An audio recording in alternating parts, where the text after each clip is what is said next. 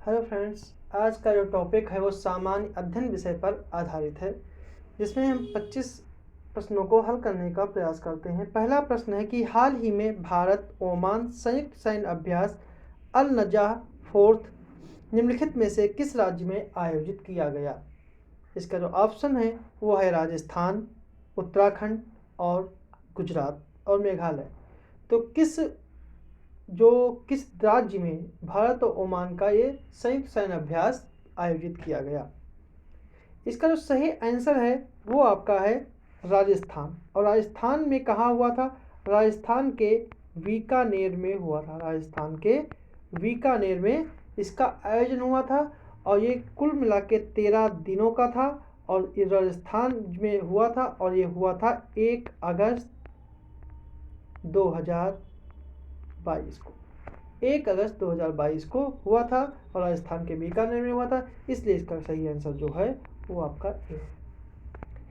अब आते हैं अगले प्रश्न पर। अगला प्रश्न है कि उत्तर प्रदेश सरकार की प्रवीण योजना का उद्देश्य क्या है? प्रवीण योजना का उद्देश्य क्या है?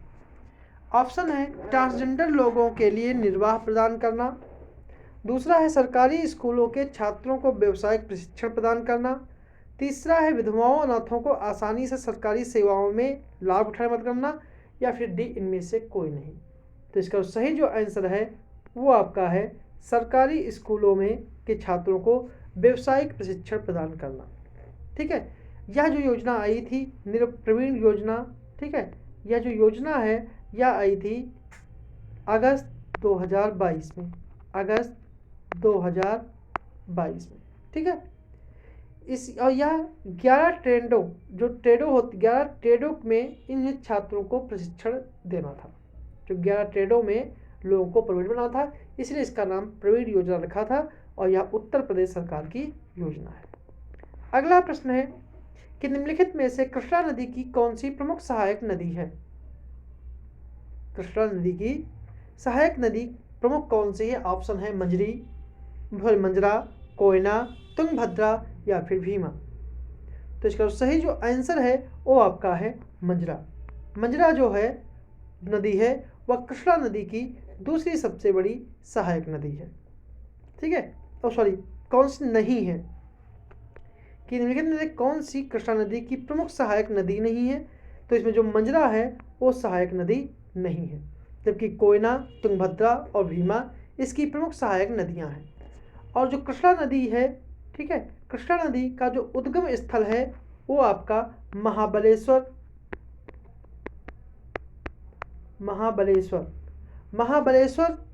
के पास है, सह्याद्री में। ठीक है, और इसकी कुल लंबाई जो कृष्णा नदी की है वो है 1401 किलोमीटर।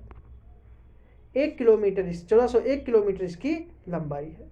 और यह नदी जो है वो महाराष्ट्र,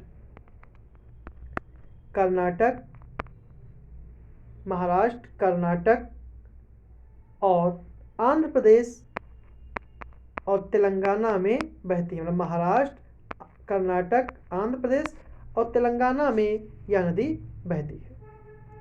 ठीक है, और जो गोदावरी जो नदी है, ठीक है, जो गोदावरी नदी है, और गोदावरी सबसे बड़ी प्रायद्वीपीय नदी कही जाती है। ठीक है, और गोदावरी नदी को ही दक्षिण गंगा भी कहते हैं और इसका उद्गम जो है वो आपका महाराष्ट्र का नासिक जिला है। अगला प्रश्न है कि पैंगोंग त्सो झील के संदर्भ में निम्नलिखित में से कौन सा कथन सही है? पहला है यह झील सिक्किम में स्थित है और झील का 1/3 हिस्सा चीन में और 2/3 हिस्सा भारत में स्थित है। तो इसमें कूट के आधार पर चयन करना है, केवल 1, 2, 1, 2 दोनों, एक केवल 2 या फिर ना तो 1 ना ही 2। जिसका सही आंसर है वो आपका डी है, क्योंकि ना तो पहला सही है और ना ही दूसरा सही है, क्योंकि पैंगोंग त्सो झील जो है ये आपका सिक्किम में ना होकर, ठीक है, ये आपका लद्दाख में है। ठीक है, ये आपकी झील लद्दाख में है और इसकी ऊंचाई 4350 मीटर की लगभग ऊंचाई पर स्थित है और यह दुनिया की सबसे ऊंची खारे जल की झील है और इसका लगभग 160 किलोमीटर क्षेत्र में फैली है और इसका 1/3 हिस्सा जो है वो भारत में है और 2/3 हिस्सा जो है वो चीन में है। इसलिए जो है इसका कथन जो है, दूसरा कथन जो है वो पूर्णतया गलत है और पहला भी गलत है क्योंकि सिक्किम ना होकर तिब्बत में है। ठीक है। पैंगोंग झील का नाम तिब्बती शब्द पैंगोंग से लिया गया है, जिसका अर्थ होता है ऊंची घास के मैदान की झील। ठीक है। यह अपना रंग परिवर्तित करने के लिए जानी जाती है। इसमें अलग अलग समय पर नीला, हरा और लाल दिखाई देता है। अगला प्रश्न है कि भारत के निम्नलिखित राज्यों के विचार कीजिए तथा कपास उत्पादन के आधार पर उन्हें अवरोही क्रम में व्यवस्थित कीजिए। ऑप्शन है महाराष्ट्र, गुजरात, राजस्थान और आंध्र प्रदेश। तो इसका जो सही आंसर है, गुजरात जो है वो भारत का सबसे प्रमुख राज्य है। यह हर साल 125 लाख कपास की गांठें उत्पादित करता है। ठीक है। तो गुजरात जो है वो नंबर 1 पे आता है और महाराष्ट्र दूसरा स्थान रखता है, तीसरा स्थान आंध्र प्रदेश है और चौथा जो है वो राजस्थान है और तीसरा आंध्र प्रदेश, चौथा राजस्थान और पांचवा आपका हरियाणा है। तो इस प्रकार से जो सही जो आपका क्रम होगा वो आपका है बी ऑप्शन, वो है आपका बी ऑप्शन। ठीक है। इसका बी ऑप्शन सही है। अगला प्रश्न है कि journey of nation 75 years of Indian economy नामक पुस्तक लिखी गई है। झुम्पा लाहिरी के द्वारा, संजय बारू के द्वारा, कमला दास के द्वारा या फिर अनुजा चौहान के द्वारा। जिसका सही जो आंसर है वो आपका है संजय बारू के द्वारा। संजय बारू के द्वारा यह पुस्तक लिखी गई है, Indian economy 75 years of Indian economy, journey of a nation. ठीक है। अगला प्रश्न है कि उत्तर प्रदेश वैश्विक निवेशक शिखर सम्मेलन का आयोजन किया जाएगा।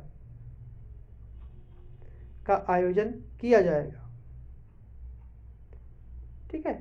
तो इसका ऑप्शन है 10 से 15 जुलाई 2024 को, 21 से 23 जून 2023 को, 17 से 20 मार्च 2024 को या 10 से 12 फरवरी 2023 को। तो इसका सही आंसर है वो आपका है डी ऑप्शन। ठीक है। 10 से 12 फरवरी 2023 के मध्य इसका आयोजन किया गया था। इसमें जिसके तहत जो देश को 5 ट्रिलियन अमेरिकी डॉलर की अर्थव्यवस्था बनाने के लिए प्रधानमंत्री के दृष्टिकोण से जुड़ी एक पहल है। इसके लिए उत्तर प्रदेश ने अगले 5 वर्षों में राज्य को 1 ट्रिलियन अमेरिकी डॉलर की अर्थव्यवस्था को बनाने का लक्ष्य निर्धारित किया है। अगला प्रश्न है निम्नलिखित में से कौन सा पेरिस ओलंपिक 2024 का आधिकारिक नारा होगा। ऑप्शन है together for a shared future, दूसरा है यूनाइटेड बाय इमोशन, तीसरा है गेम्स वाइड ओपन, चौथा है फास्टर हायर स्ट्रोंगर टुगेदर। तो इसका सही जो आंसर है जो है वो आपका है गेम्स वाइड ओपन। इसका जो आधिकारिक नारा होगा पेरिस ओलंपिक 2024 का, इसलिए इसका सी आंसर है। ठीक है। अगला प्रश्न है कि एक सूची में टाइगर रिजर्व है, दूसरे में जिले हैं, तो कौन सा टाइगर रिजर्व किस जिले में है। इसके अनुसार रानीपुर टाइगर रिजर्व जो है वो आपका चित्रकूट में है, अमनगढ़ टाइगर रिजर्व बिजनौर में है, दुधवा टाइगर रिजर्व लखीमपुर खीरी में है और पीलीभीत टाइगर रिजर्व पीलीभीत में है। इस प्रकार सही आंसर जो है वो आपका ए ऑप्शन सही है।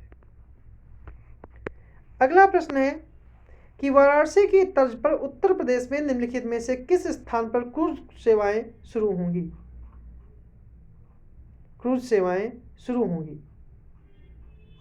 मतलब कि उत्तर प्रदेश में वाराणसी की तर्ज पर कहाँ पर क्रूज सेवाएं शुरू होंगी। ऑप्शन है बलिया, लखनऊ, प्रयागराज या फिर कानपुर। जिसका सही जो आंसर है वो आपका है प्रयागराज सी ऑप्शन सही है। ठीक है। राष्ट्रीय राजमार्ग और जो प्रयागराज में है वो राष्ट्रीय राजमार्ग जनसंख्या 1 भी है जो प्रयागराज से हल्दिया तक जुड़ा हुआ है। अगला प्रश्न है निम्नलिखित में से कौन सा युग्म सही सुमेलित नहीं है। Pakistan, Lahore, Germany, Berlin, Ukraine Kyiv, Serbia, Belgrade. तो इसका इसका सही आंसर है सुमेलित नहीं है वो आपका पाकिस्तान है, क्योंकि पाकिस्तान की राजधानी लाहौर ना होकर इस्लामाबाद है, इसलिए बाकी जो 3 है वो देश और उनकी राजधानियां हैं, इसलिए पहला विकल्प जो है वो सही है।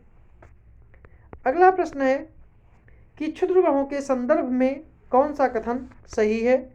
पहला है कि पृथ्वी और सन की कक्षाओं के चारों ओर परिक्रमा करने वाले चट्टानों के छोटे छोटे टुकड़ों को क्षुद्र ग्रह कहते हैं। दूसरा, क्षुद्र ग्रहों का आकार 1000 किलोमीटर के व्यास तक का भिन्न भिन्न होता है। और तीसरा, सूर्य की ओर आने पर क्षुद्र ग्रह में पूंछ की उत्पत्ति होती है। और चौथा है, ट्रोजन एक प्रकार का क्षुद्र ग्रह है। तो इसका पहला जो है कि पृथ्वी और सन की कक्षाओं के चारों ओर परिक्रमा करने वाले चट्टानों को क्षुद्र ग्रह कहते हैं, तो यह कथन गलत है, क्योंकि मंगल और बृहस्पति के बीच जो क्षुद्र ग्रह होते हैं वो मंगल और बृहस्पति के बीच होते हैं, ना कि पृथ्वी और सन के बीच, इसलिए पहला जो है कथन वो गलत है। दूसरा है कि क्षुद्र ग्रह आकार में भिन्न भिन्न होते हैं और कुछ जो है 1000 किलोमीटर के व्यास के हो सकते हैं, इसलिए दूसरा कथन जो है वो सही है। तीसरा कथन जो है, सूर्य की ओर आने पर क्षुद्र ग्रह में पूंछ की उत्पत्ति होती है, तो ऐसा नहीं है। ऐसा जो है वो धूमकेतु में होती है, जो पूंछ जो होती है वो धूमकेतु में होती है और क्षुद्र ग्रह में नहीं होती है, इसलिए तीसरा ऑप्शन जो है वो गलत है। ट्रोजन एक प्रकार का क्षुद्र ग्रह है जो बृहस्पति की कक्षा के पास पाया जाता है, इसलिए इसका कथन जो सही है, इसलिए सही आंसर जो हमारा है वो बी ऑप्शन होगा। ठीक है, दूसरा और चौथा सही है, इसलिए हमारा बी ऑप्शन सही है। अगला प्रश्न है कि निम्नलिखित में से एल्बिडो सर्वाधिक कहाँ है।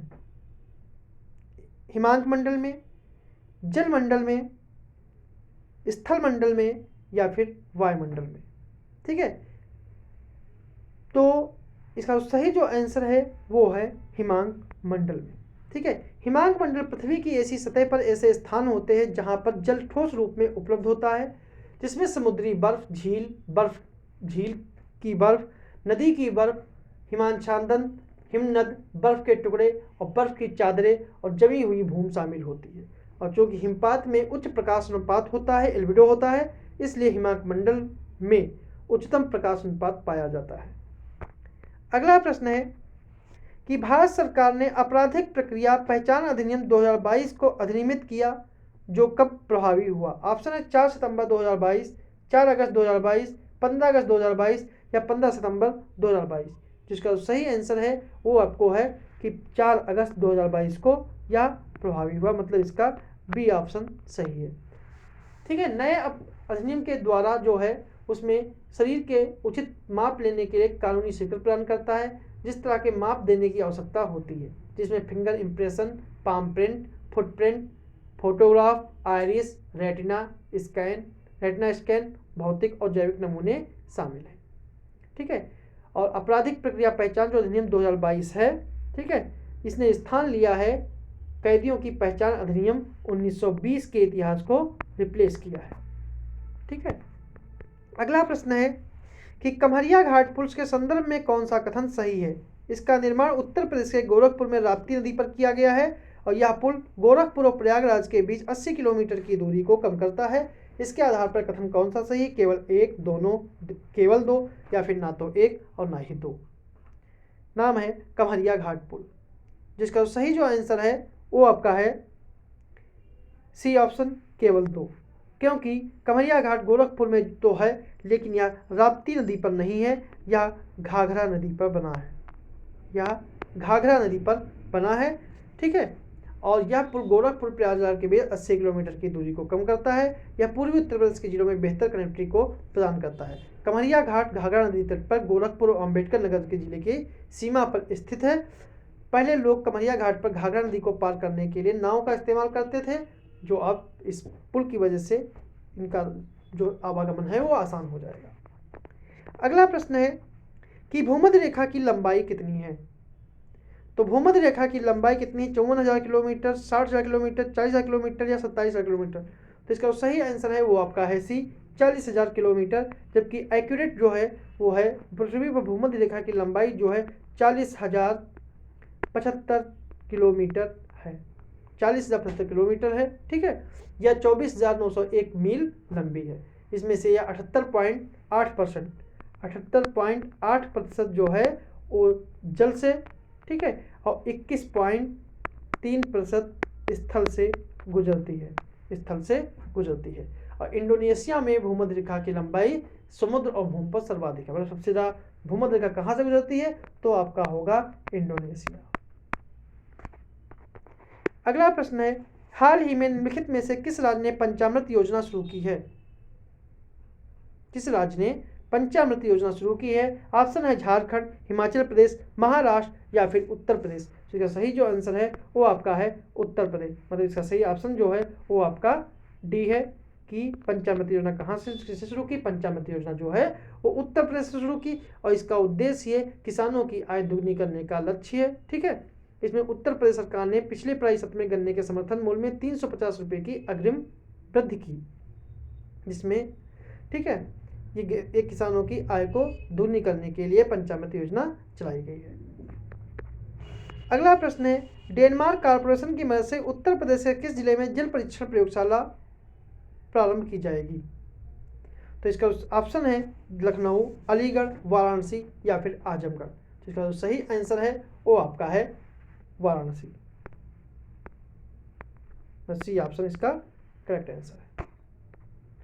अगला प्रश्न है, सूची 1 को सूची 2 से नियमित करना है कि कौन सा शहर किस नदी के किनारे है? लाहौर, लंदन, न्यूयॉर्क और वान।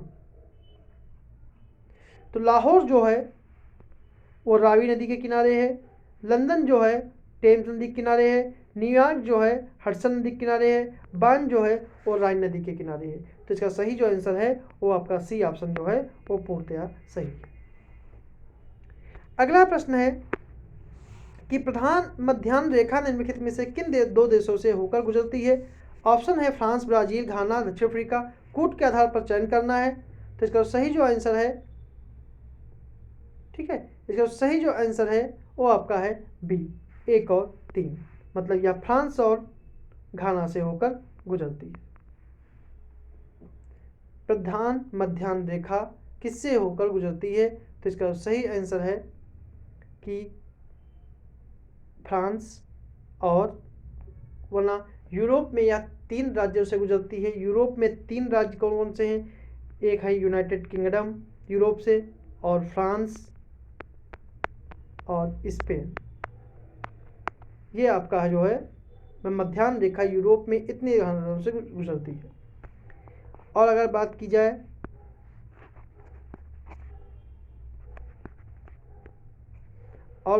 कि अफ्रीका से कौन से गुजरते हैं? अफ्रीका से अल्जीरिया से गुजरती है, माली से गुजरती है, बुर्किना फासो से गुजरती है, घाना से गुजरती है और टोगो से गुजरती है। ठीक है, तो इसका सही आंसर जो है वो फ्रांस और घाना है। अगला प्रश्न है कि निम्नलिखित में से किस जिले में माटी कला मेला आयोजित किया गया?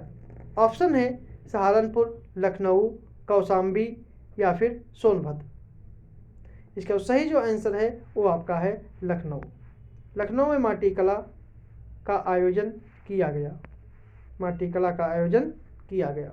ठीक है, और ये किया गया था 23 अक्टूबर 2022 को।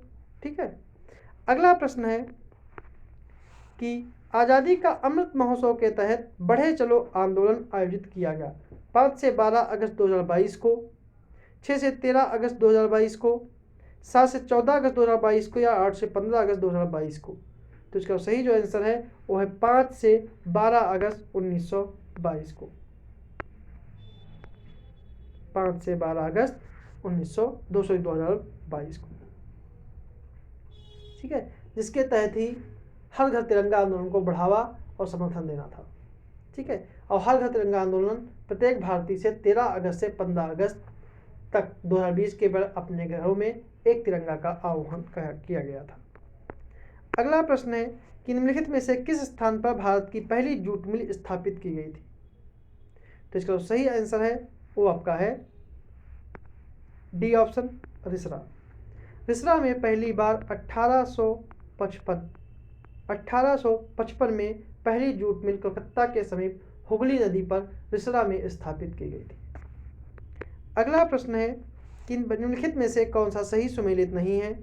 भारत पाकिस्तान रेडक्लिफ रेखा, भारत चीन मैकमोहन रेखा, भारत अफगानिस्तान वास्तविक नियंत्रण रेखा, भारत श्रीलंका जलडमरू मध्य। तो इसका सही आंसर जो है वो आपका है, में कौन सम्मिलित नहीं है तो आपका है अफगानिस्तान। कि भारत और अफगानिस्तान के बीच वास्तविक नियंत्रण रेखा नहीं है, बल्कि इसका नाम जो है उसका नाम है डूरंड रेखा। ठीक है। अगला प्रश्न है कि पीली क्रांति किससे संबंधित है। ऑप्शन है अंडे से, दालों से, तिलहन से या फिर हल्दी से। तो इसका सही आंसर है पीली क्रांति जो है वो तिलहन से संबंधित है। सी ऑप्शन इसका सही है। और पीली क्रांति का जनक, मतलब पीली क्रांति का जो जनक है वो कहा जाता है सैम पित्रोदा को। सैम पित्रोदा जो हैं उनको कहा जाता है पीली क्रांति का जनक। जो मूंगफली, सोयाबीन, कुसुम, तिल, सूरजमुखी, नाइजर, अलसी और अंडी के तेलों से संबंधित है। ठीक है। और पीली क्रांति की सफलता के लिए ही तेल प्रौद्योगिकी मिशन चलाया गया था, और यह मिशन जो चलाया गया था 1986 में चलाया गया था। ठीक है। तो ये थे हमारे आज के 25 प्रश्न।